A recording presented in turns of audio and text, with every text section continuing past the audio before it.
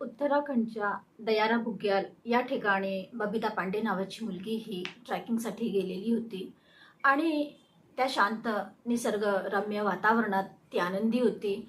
आणि उन्हाळ्याचे दिवस होते, 29 मे जरी असला तरी तिथे सगळीकडे थंडच वातावरण होतं.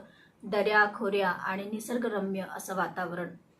या वातावरणात जी आनंदी होती मुलगी ती अचानक बेपत्ता झालेली. तिचा शोध सगळीकडे सुरू आहे. प्रशासनाने कंबर कसून तिला शोधण्याचा विडा उचललेला आहे, पण अद्याप ती मिळालेली नाही आहे. नमस्कार, मी सुजाता, सोशल वर्कर सुजाता ह्या यूट्यूब चॅनलवरती तुमचं मनापासून स्वागत करते. समाजामध्ये अनेक आपराधिक घटना घडत असतात, त्यामुळे मन खूप दुःखी होते, कष्टी होते, घाबरून जाते. पण कुठल्याही गोष्टीला घाबरायचं नसते, त्याला समोर जायचं असते, त्याला फेस करायचं असते. कारण रडायचं नसते, लढायचं असते. जनजागृती हा या कार्यक्रमाचा उद्देश आहे. आजची सत्य घटना जी आहे ती उत्तराखंड या ठिकाणची आहे. उत्तराखंडमध्ये नैनिताल या ठिकाणी बबिता पांडे नावाची मुलगी ही राहत असते आणि तिला ट्रेकिंगची खूप आवड असते.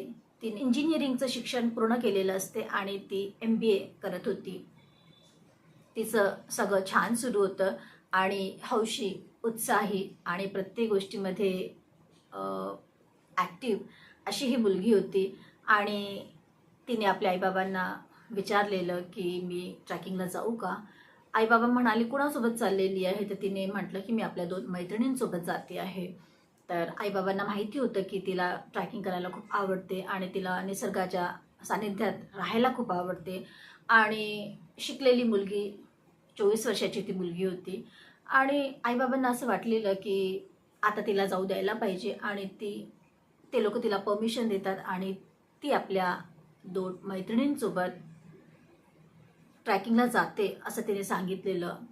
पण ती खोटं बोलून घराच्या बाहेर पडली होती. तिने आईबाबांचा विश्वासघात केला होता, कारण ती मुलींसोबत गेलेली नव्हती, तर ती आपल्या 2 पुरुष मित्रांसोबत दयारा बुग्याल या ठिकाणी जायला निघालेली होती आणि ती तिथे गेलेली पण होती. पण आईबाबांना तिने चुकीचं सांगितलं होतं की 2 मुलींसोबत ती चाललेली आहे, पण ती तर 2 मुलांसोबत गेलेली होती. जेव्हा ही घटना आईबाबांना कळली तेव्हा त्यांना खूप शॉक बसला, कारण तिने जर सत्य सांगितलं असतं तर परिस्थिती काही वेगळी असती. तिथे ट्रॅकिंगसाठी ती आपल्या 2 मित्रांसोबत गेलेली, पण अचानक ती तिथे बेपत्ता झालेली आहे आणि सगळीकडे तिचा शोधाशोध सुरू आहे. खंडमध्ये दयारा बुग्याल हे ठिकाण आहे जे ट्रॅकिंगसाठी खूप फेमस आहे आणि निसर्गरम्य असं तिथलं वातावरण आहे आणि लांबून लांबून लोक ट्रॅकिंगसाठी इथे येतात आणि इथे नेहमीच अशी गर्दी असते. सुंदरशे डोंगर रांगा तिथे, हिरवीगार कुर्ण आणि दऱ्या खोऱ्या, वाहणारी नदी, स्वच्छ असं वातावरण आणि जंगलं, हे सगळं तिथे लोकांना आकर्षित करत असते.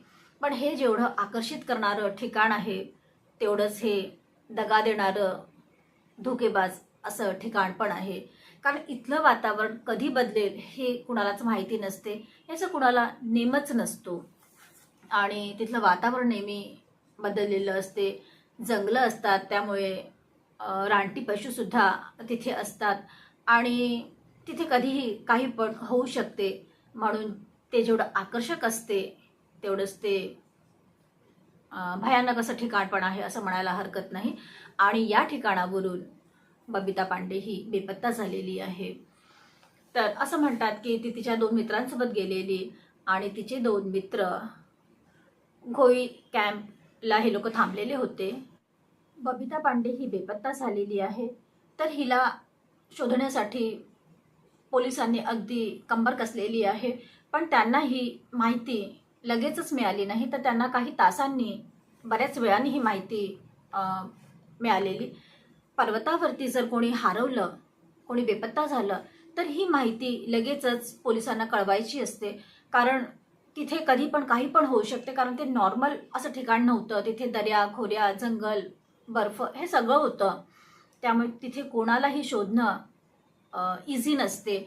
तिथे हिंस्त्र पशुसुद्धा असतात, काही पण होऊ शकते, कुणावरती कधी पण कसाही अटॅक होऊ शकतो. म्हणून पोलिसांना खूप लवकर कळवायचं असते. पण बबिताच्या बाबतीत असं झालं की पोलिसांना खूप उशिरा कळलेलं, त्यामुळे त्यांनी उशिरा मोहीम सुरू केलेली, शोध मोहीम जी आहे ती त्यांनी उशिरा सुरू केलेली आणि ह्यात बराच वेळ निघून गेलेला.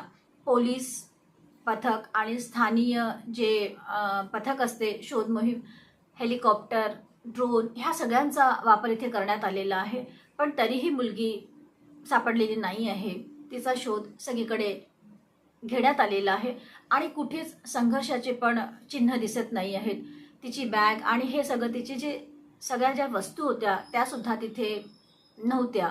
म्हणजे असं नाही म्हणू शकत की तिला कोणी नेलं असतं, तर ती काहीतरी कुठून तरी जाताना येताना कुठून तरी कॅच झाली असती, तिथली CCTV मध्ये ती दिसली असती, पण ती कुठेच कोणालाच काही दिसलेली नाही आहे.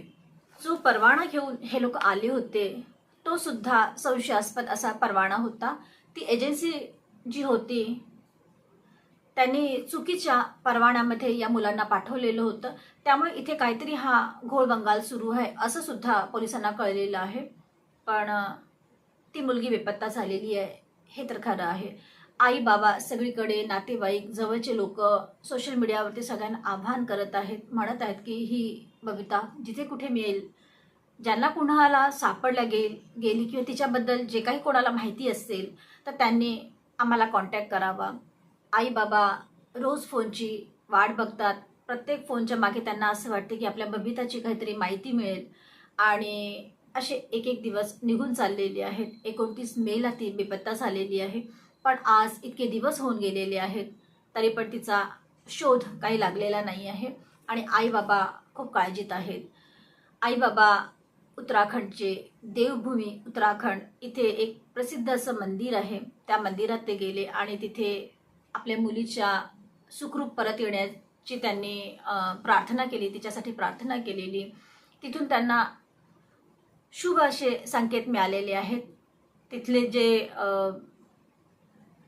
पंडित होते ते म्हणाले की